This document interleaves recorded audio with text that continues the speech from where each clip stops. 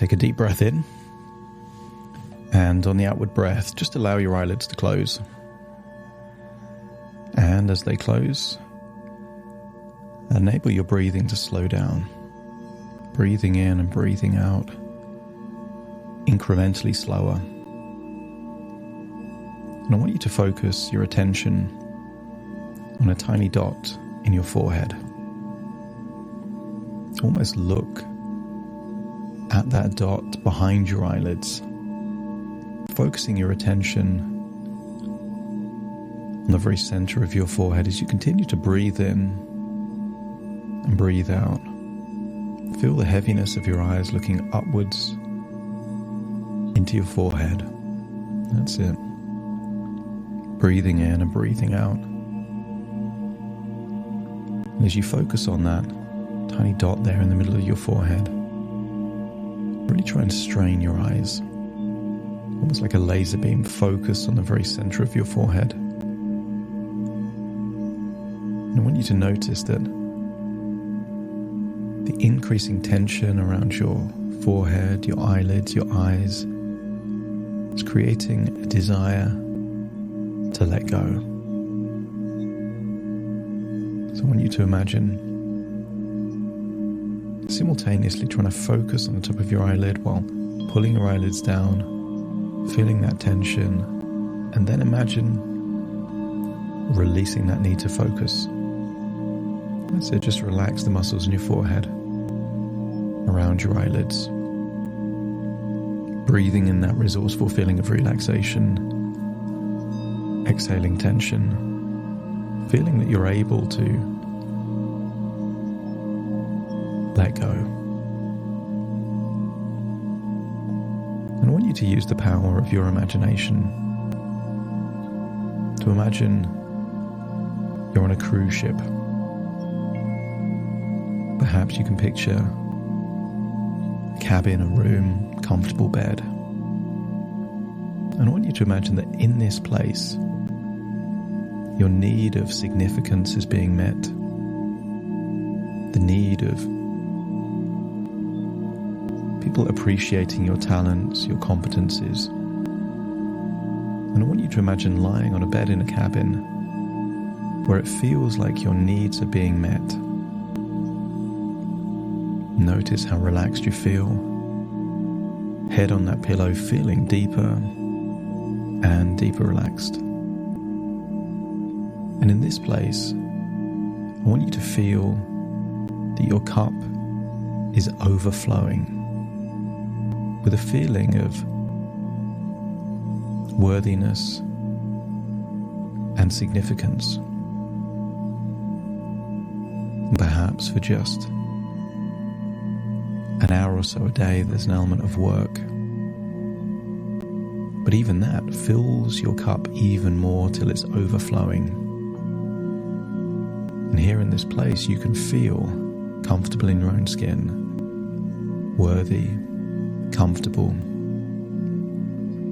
And notice that when you make the evaluation that you have talent, that you're having a positive impact in the world, insecurities and comparison almost fades away to nothingness. Perhaps this is a clue that when you accept and embrace your talents,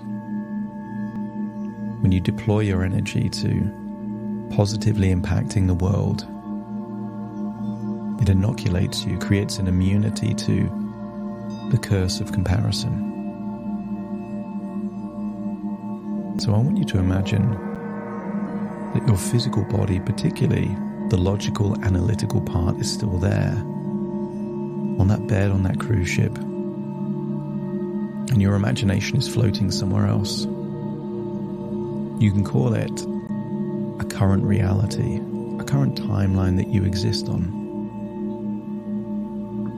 And I want you to imagine there is someone next to you that you consider better than.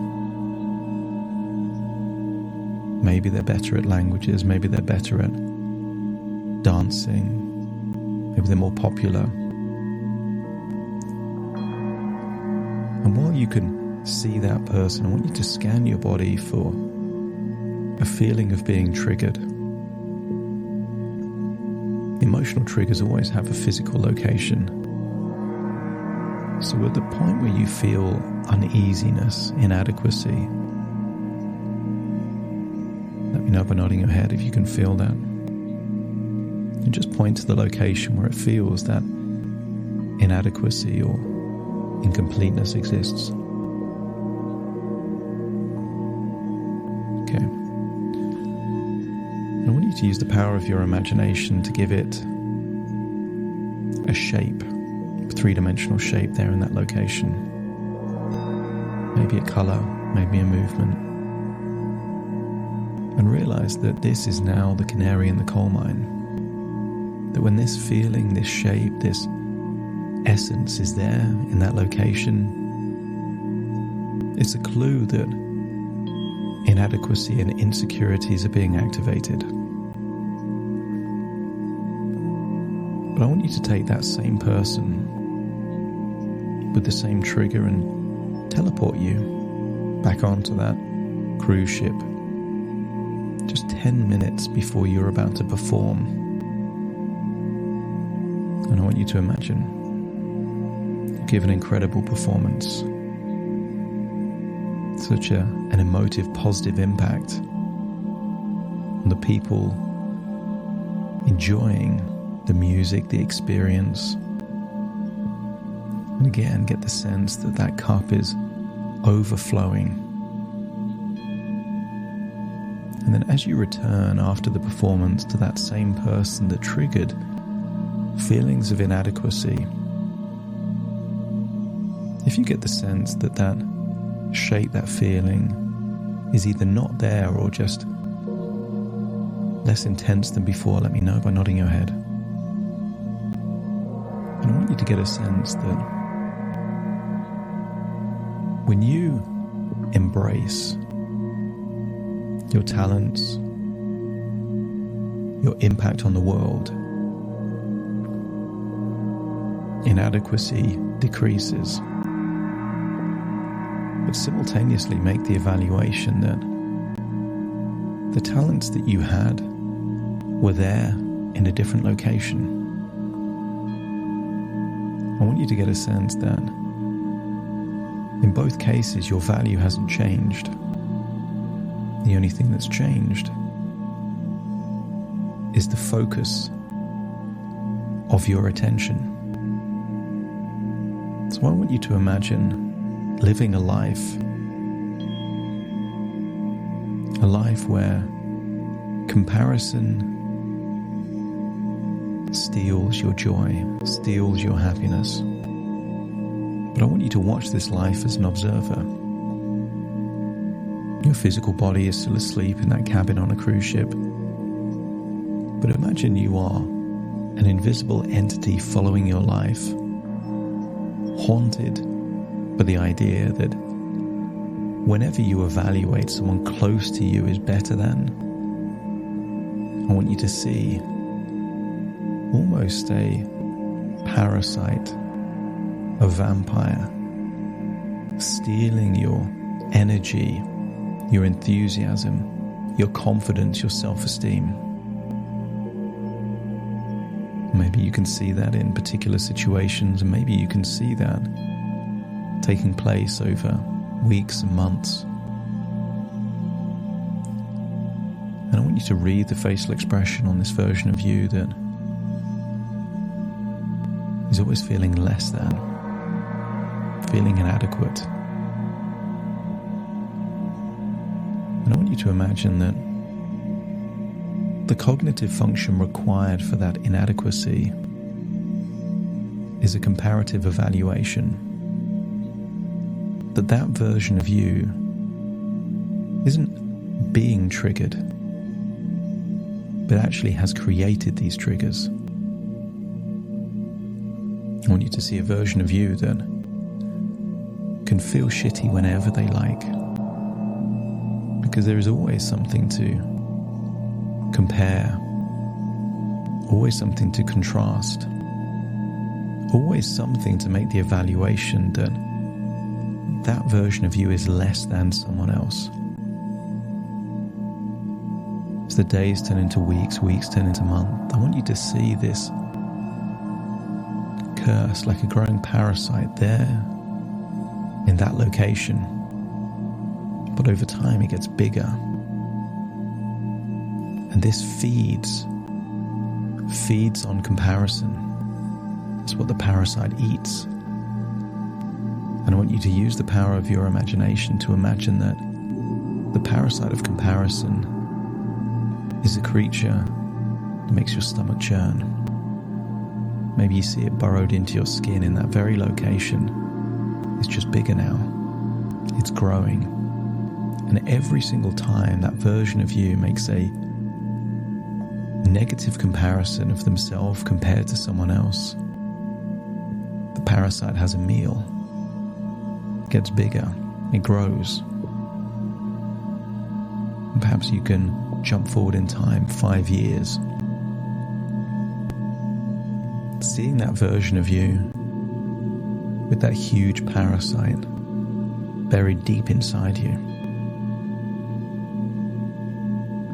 And parasites have a tendency of influencing their host. So now, see this version of you deliberately seeking out opportunities to feel less than. This parasite of inadequacy that feeds on comparison has an insatiable hunger. And while the parasite is getting bigger and bigger, see the enthusiasm in that version of you diluting. See the impact it's had on your career, your friendships, your relationships.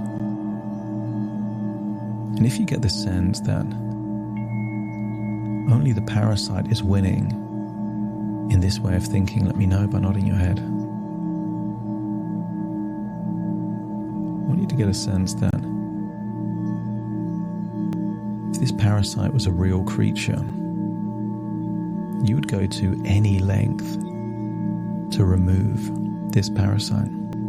Surgery, extraction, chemicals, anything you could do to remove this parasite that is stealing your energy, stealing your joy, stealing your enthusiasm for life. And yet here in this timeline, not only are you not removing the parasite, you're feeding it daily. And I want you to imagine following that life all the way perhaps to your 80s or 90s or beyond. And the parasite is now of equal size to the body. And I want you to see a bitter, resentful, angry old man. Hear that version of you talking about how unfair things are, how unjust things are. Angry, bitter, resentful. But imagine that you can see a smiling parasite, huge, smiling, even getting a meal right at the very end. And I want you to rewind that all the way to the present until you see a tiny parasite there, perhaps by the waist. And perhaps you could imagine a version of you that tries to follow the advice of the parasite, to be better than, almost being a narcissistic, insecure villain, that whenever you find someone that is better than, you see that version of you trying to be better. And just imagine that you got better But whatever that thing is, someone is talented in some way. See that version of you doing whatever it takes to be better than. Aren't you just stealing what makes them feel good about themselves? Taking away their spotlight and giving them a shadow. Remembering that you are at your best when you help people, impact people, make a positive difference. But by attempting to steal other people's significance, you make them less than. Rather than helping, you're hindering people. Rather than saving them, you're enslaving them. And imagine following that life, that people become reluctant to talk about their achievements, their accomplishments, their skills, their capabilities, because they know it would send you on a mission that only a true villain would follow, to steal their significance, even if it's not something that they really desire. They only desire it because someone else has it. I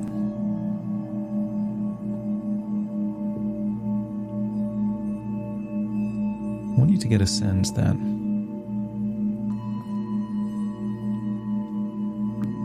there is a quality and emotion that sometimes you see in competitive children, where one child will damage another sibling's thing that they value and love the most, simply because they can't stand to see someone close to them getting so much joy from something. Some people would call that spite. Taking something of value and joy from someone else. And that spiteful sibling could steal it, or they could damage it. And if they steal it, they have it for themselves. If they damage it, then nobody gets it. But at least that sibling is not sat with the comparative misery of seeing someone else experience joy. And I want you to imagine the misery you would experience. A future of spite, a future of ego, a future of control and coercion. And if you feel that that would send your life in an undesirable way, let me know by nodding your head. So I want you to feel like there is a third option. Accepting that nobody can be the best at everything. But also accepting that everyone has their talents. That your talents are a gift. But they're only a gift if you share them with the world. If you were the best musician in the world but never played for people, isn't that a tragedy? Isn't that selfish? And equally, there are people in the world with incredible talents that can enrich your life. And I wonder what would happen in this third future. Not a future of the parasite of comparison or the curse of spite, but a third option of balance, of acceptance and appreciation, a desire to evolve and cultivate your natural talents, but a deep desire to appreciate those natural talents in other people, to unlocked a feeling of infinite joy comes from celebrating your talents and supporting others, being happy for yourself and being happy for others. And I want you to notice in this third future there is still a tiny parasite there on your waist. But every time you see that version of you working and improving on your characteristics like persistence, determination, creativity, and contribution, that parasite shrinks. The parasite atrophies, shrivels up. That the only thing that can make that parasite that steals your energy bigger is the feeling of inadequacy that can only come from evaluating yourself compared to others. But in this future, see yourself appreciating the talents, the qualities of other people. And as that parasite shrivels, see yourself smiling more. That all along, this was a parasitic belief that wasn't even real. That your worthiness is comparative. And I wonder what would happen if that was never true. Just a tiny parasite that started to grow as a child and get bigger. And if you're willing to starve that parasite to death by accepting yourself and appreciating the qualities in yourself and other people, let me know by nodding your head. And then step into that version of you. And imagine being in the situations that triggered in the past.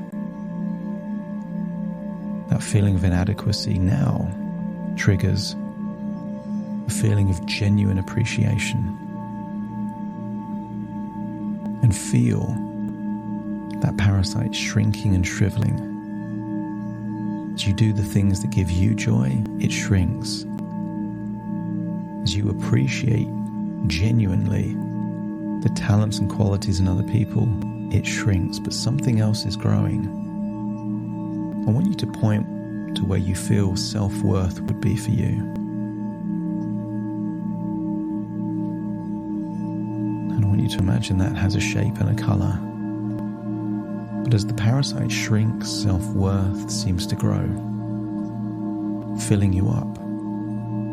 And then recall that memory on a cruise ship where you felt full, and notice that the self-worth there in that location was feeling full, overflowing with self-worth, giving you evidence that when you truly accept that you don't need to be perfect to feel worthy and valuable, you are overflowing with self-worth.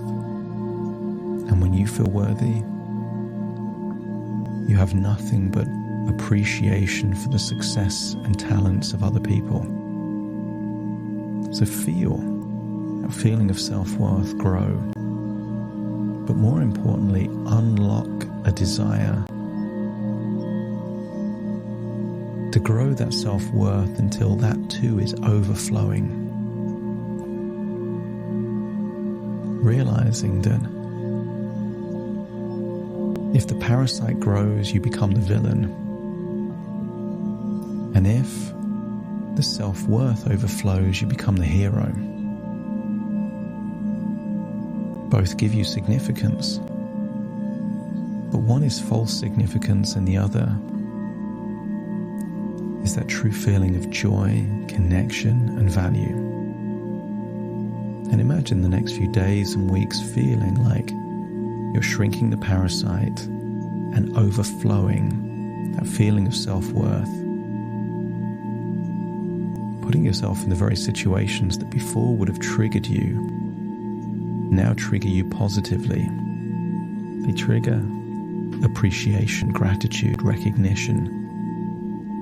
And as you hear the words, say things like, "Well done, I'm proud of you." That's so good. I wish I could do things like that. Notice that shrinks the parasite and again increases this feeling of self-worth. That your self-worth can come from the gift that you give other people to make them feel worthy and recognized and valid. Take these feelings, return to the present. Take a deep breath in through your nose and out through your nose. Just wiggle your fingers, wiggle your toes as I now count from 1 to 10 to awaken you. Starting to count. 1, 2, 3, waking up. 4, 5, 6, more alert. 7, 8, open your eyes, open your eyes. 9, 10, wide awake, wide awake, wide awake.